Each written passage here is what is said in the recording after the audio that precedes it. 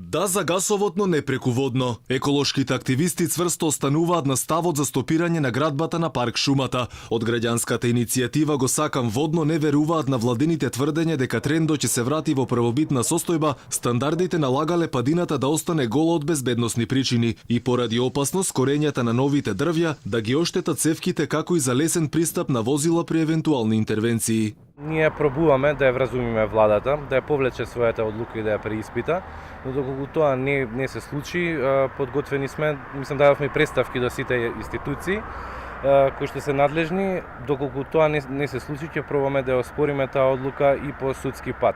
И граѓаните силно го осудуваат копањето на водно. Вела дека не било добро да се уништува планината, зашто тоа било единственото место за рекреација и како што велат белите дробови на градот. Народот треба да застане па заради тоа.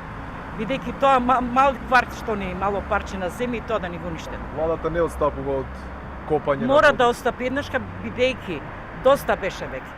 А па градот е уништен, нема више од градот, ништо. СДСМ како опозиција силно се противеше на сечата на дрва, но како власт го прави токму тоа и тоа во заштитено подрачје. Барав низ овие мерки на владата едно зборче, да се каже бар ќе паузираме и нема да зимаме уште едно парче од водно. Не, автопат ако може низ водно да пробиеме и тоа ќе го направиме.